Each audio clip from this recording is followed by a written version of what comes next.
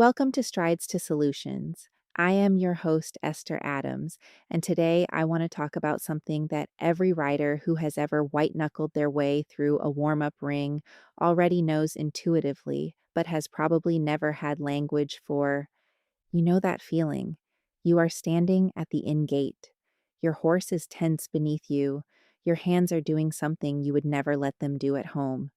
Your breathing is shallow, and somewhere in the back of your mind, there is a voice running a continuous commentary about everything that is about to go wrong.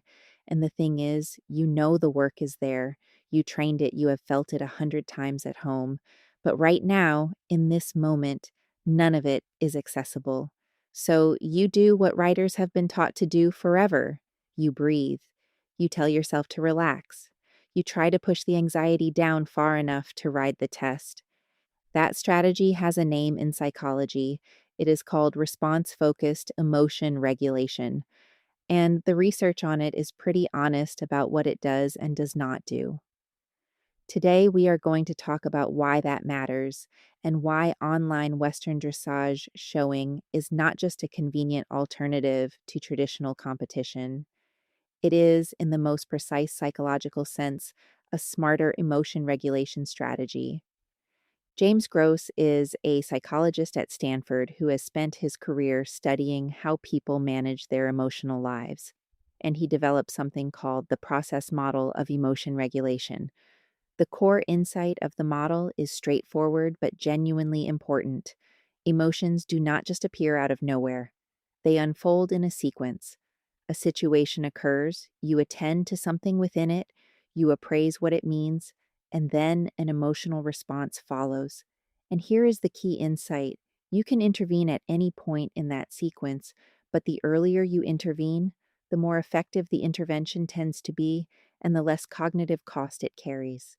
Gross identified four main places where regulation can happen: situation selection, meaning choosing or avoiding situations before the emotional sequence begins; attentional deployment, meaning directing your focus toward or away from certain elements once you are in a situation; cognitive reappraisal, meaning changing how you interpret or frame what is happening; and response modulation, meaning trying to manage the emotional response after it is already fully active, which is where suppression, the classic breathe and push it down approach, lives. The research on which of these works best is consistent enough to be worth stating plainly.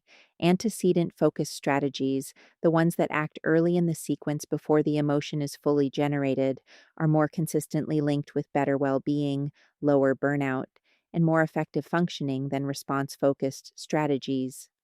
A large meta-analysis of teachers found that antecedent-focused regulation was associated with better well-being and teaching effectiveness, while response-focused regulation was associated with poorer outcomes across nearly every measure. A person-centered study of primary school teachers found that those who were high in antecedent strategies and low in response-focused strategies had the lowest burnout and highest occupational well-being of any group. The pattern holds across contexts. Earlier intervention produces better outcomes with less ongoing cost. And here is what I want you to hear in that research. Trying to suppress anxiety after it is fully activated is not just uncomfortable, it is the least efficient strategy available to you. It requires continuous cognitive effort to maintain.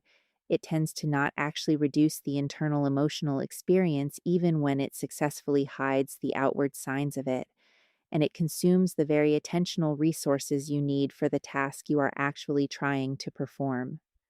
Research on expressive suppression finds that it is consistently linked with higher anxiety rather than lower, partly because suppressing the expression of an emotion does not resolve the underlying physiological activation. It just adds the cognitive burden of managing the suppression on top of everything else. You are white knuckling through the warm up ring and using up the bandwidth you need to actually ride. Now, here is where this becomes directly relevant to every rider who has ever been told that the solution to show nerves is simply to manage them better. When you walk into a traditional show environment, you have already passed the point where situation selection was available. The situation has been selected, You are there.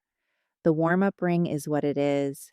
The social comparison, the unfamiliar horses, the awareness of being watched, the charged atmosphere, all of it is present and active. So the only regulation strategies left to you are attentional deployment, trying to focus on the right things, cognitive reappraisal, trying to reframe what is happening as exciting rather than threatening, and response modulation, trying to manage the anxiety that is already fully activated in your nervous system and in your horse's nervous system simultaneously. Those are genuinely useful strategies, and I am not dismissing them. Cognitive reappraisal, in particular, has good research support, but here is the problem. All three of those strategies require cognitive resources to execute. They require attentional bandwidth, and the traditional show environment is simultaneously demanding that same bandwidth for the technical execution of the test, the management of the horse, the impression management of performing in front of an audience, and the environmental monitoring of a busy, unpredictable space. You are trying to reappraise your anxiety and ride a correct 10-meter circle and manage a horse who is reading your stress signals and present yourself competently to the judge all at the same time with the same finite pool of cognitive resources. The research on cognitive load is clear about what happens when you ask more of a system than it has available. Performance degrades, not because the skill is absent, because the resources required to access it have been distributed across too many competing demands. The anxiety management strategies that you are using are not failing because you are not doing them right. They are failing because they are response focused, which means they are expensive and they are competing with everything else for the same resources at the same time. Now, let me introduce a different frame. Situation selection is the earliest and often the most powerful emotion regulation strategy available because it intervenes before the emotional sequence has begun. It does not require you to manage anxiety under fire. It removes or reduces the trigger before the anxiety is generated. Research on situation selection finds that choosing low threat or manageable contexts, rather than rigidly avoiding all challenge, is associated with better well being and fewer symptoms, particularly when the situation selected still involves genuine engagement and real stakes. It is not about eliminating difficulty. It is about choosing difficulty at a level where your regulated nervous system can actually meet it. Online Western Dressage showing through the Western Dressage Association of America's recognized show structure is a situation selection strategy. Let me be precise about what that means and what it does not mean. The test is the same. The standards are the same. The judges are licensed through the United States Equestrian Federation, many of them holding large R and senior large R credentials.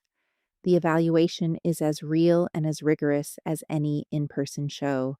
What changes is the situational context in which that evaluation occurs.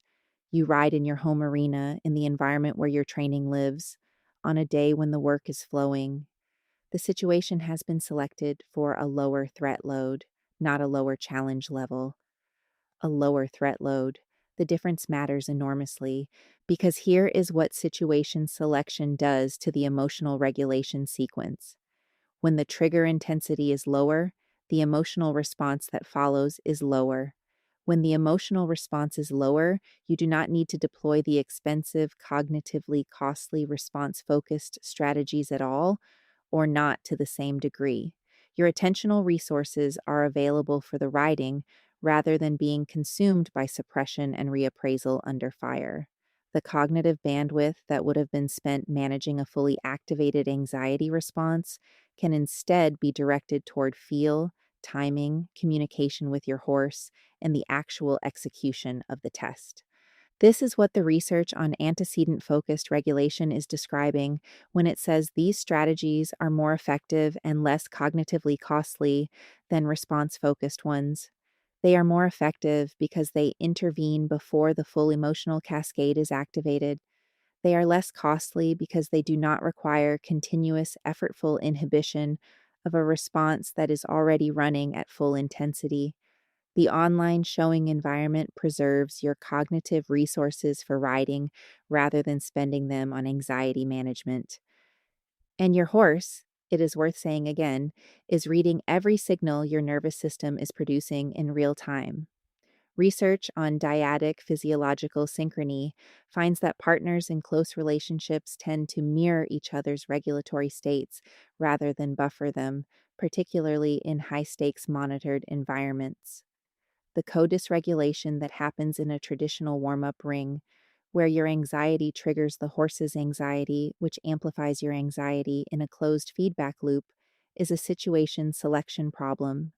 The familiar home arena breaks that loop at the source. Both partners are regulated. The social engagement systems that neuroscience identifies as necessary for genuine connection and communication are online for both of you.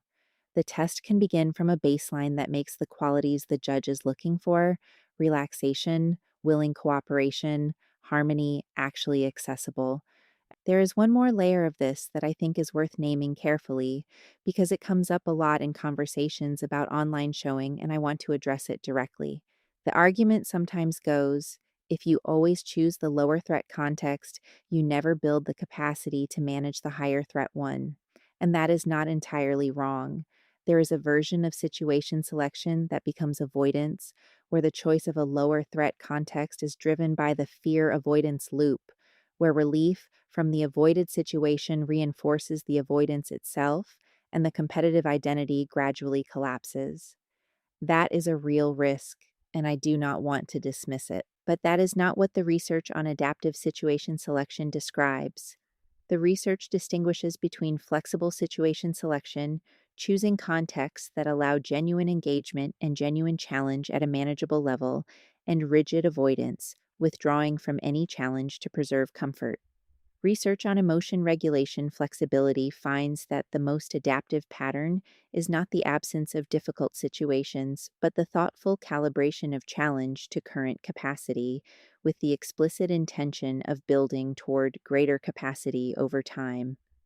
Online showing inside a progressive structure that moves from introductory through basic and beyond, each level building on genuinely confirmed mastery at the previous one, is exactly that kind of flexible adaptive situation selection. It is not the permanent destination. It is the correctly positioned first step in a regulation strategy that builds from the foundation up. Each online test, each score from a credentialed judge that reflects what has genuinely been built, is a corrective experience at the level of the emotional regulatory system. The brain learns, one encounter at a time, that competitive evaluation is survivable, that the arousal that precedes a test can be labeled as anticipation rather than threat, that the partnership works under evaluative conditions.